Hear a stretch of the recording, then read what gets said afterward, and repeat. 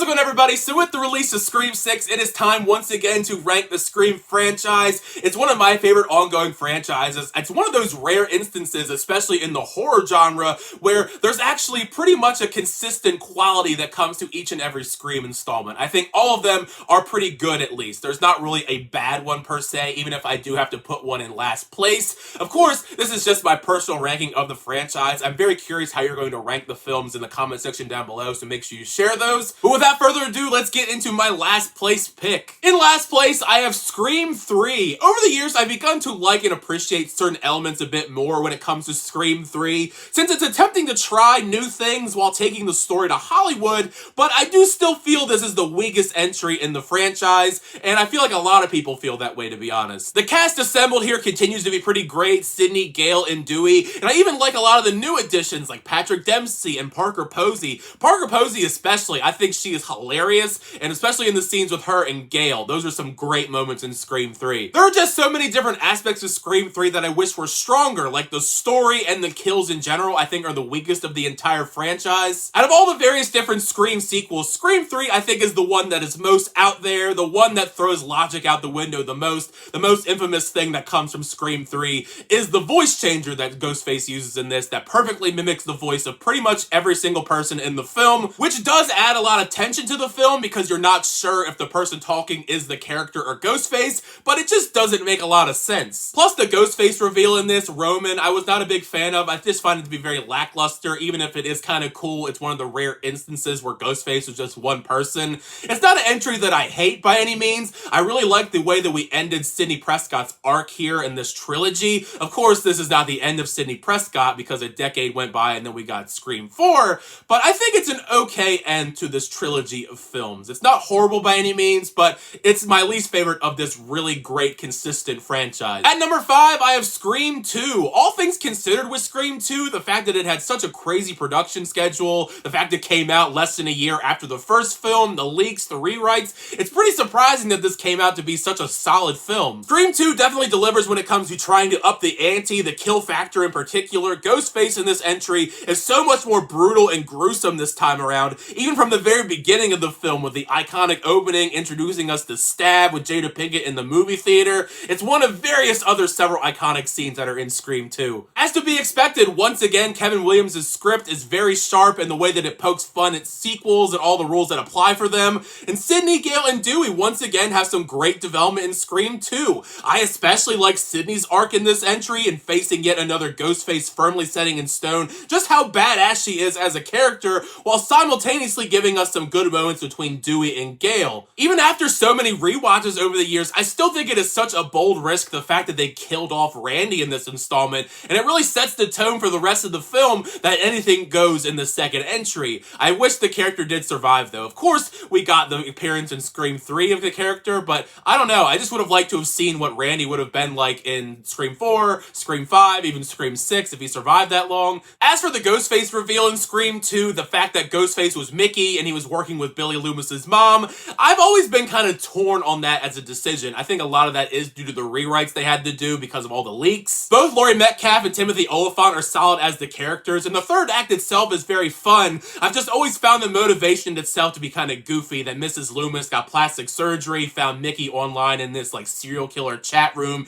and then enrolled him into college to try and kill Sidney. Just a very expensive, silly plan that obviously didn't go in their favor because Sidney Prescott is a major badass. Nevertheless, for this being the first sequel in the Scream franchise, I think it is a very solid entry. I have a lot of fun with this one. At number 4, I have Scream 5. For this being the first entry in the franchise without Wes Craven at the helm, I think Radio Silence did an amazing job bringing the franchise back. It has all the elements that I love in a Scream film, some solid kills, a compelling mystery, all while still keeping things fresh for modern audiences, poking at fun things like elevated horror. One of the best elements to Scream 5, I think, is this new cast assembled here for this new era of Scream. I think all of them bring something new and interesting to the table, while also we get our great legacy characters, Sidney, Dewey, and Gale. Dewey, I think, is the best out of the bunch. David Arquette, with his final appearance as the character, really swings for the fences here and gives us one last amazing performance as Dewey. The story and themes of Scream 5, I think, also are just very intriguing, ones that we've not seen before in the franchise, and the fact that we build upon legacy and the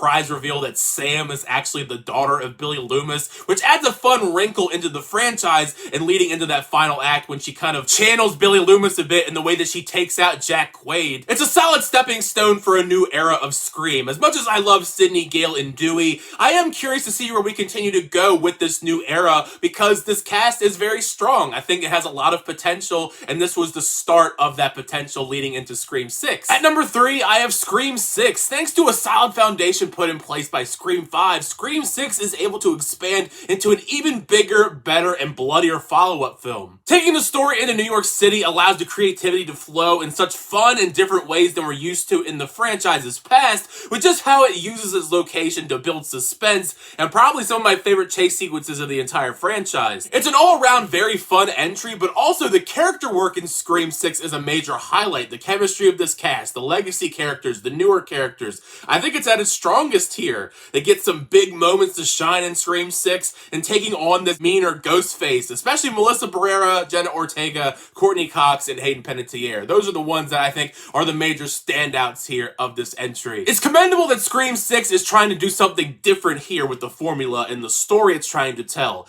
I think it mostly worked for me just due to the fact that it keeps the ingredients intact that we love about the franchise, since the meta commentary and the scares at whole in Scream 6 are pretty sharp. Sure, it is a bummer that Sidney Prescott is not involved in this entry, but nevertheless, I still think it is a very strong Scream film without her being here. At number 2, I have Scream 4. And for so many years after Scream 3, I felt like the franchise as a whole was finished because of the way that we ended off all the arcs in Scream 3, and yet Scream 4 comes along, returning this franchise to a modern audience and reinvigorating the material with a stellar new mystery back in Woodsboro after an 11-year gap. It's also just fantastic to see Sidney, Gale, and Dewey on screen reuniting once again, thrusted into yet another blood-soaked mystery, and we even introduced a great new generation of characters like Jill and Kirby. Kirby being one of my favorite characters in the entire franchise, and I was so glad that she came back in Scream 6, because for so many years after this film, there was speculation on if she actually survived or not. Another welcome return to Scream 4 is Kevin Williamson writing the script for this one. Besides the original film, I think this is his sharpest Scream script,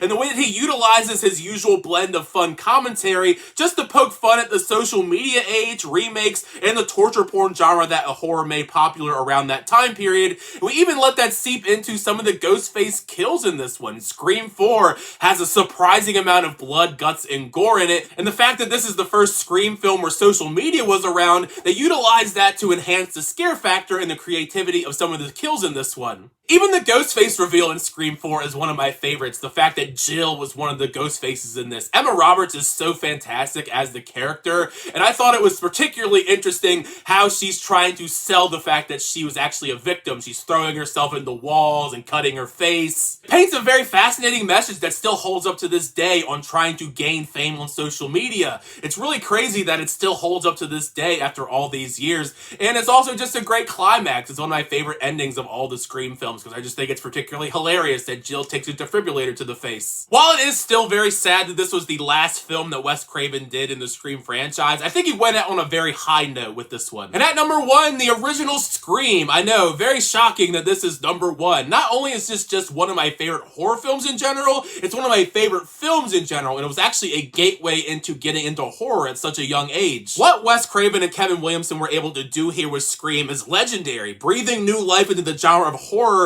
with its perfect blend of suspense, horror, and hilarious meta commentary on the horror genre as a whole. The whodunit aspect to the original film is so fun, it's so well executed, even on repeat viewings, the mystery is palpable, and it keeps you on edge the entire time. Honestly, I felt like Randy, not sure which of these characters are a suspect, while Ghostface is killing off these characters one by one in various different ways. Ghostface as a character is awesome, but the whodunit nature to the Scream franchise I think helps keep him fresh and unique, because every single installment so far, it's always somebody different underneath the Ghostface mask, and that whodunit guessing who's the killer aspect is something that you don't see a lot in the slasher genre as a whole. Plus, the cast that was assembled for this first Scream is legendary. Sidney, Dewey, and Gale are some of my favorite characters in all of media, and each of them and the majority of this cast are perfect as these characters. It's iconic, it's very quotable. Even the Ghostface reveal in this film was one of my personal favorites. Billy and Stu, I think, think to this day are my favorite Ghostfaces in all the franchise, largely in part to Skeet Ulrich and Matthew Lillard just chewing the scenery up in the final act,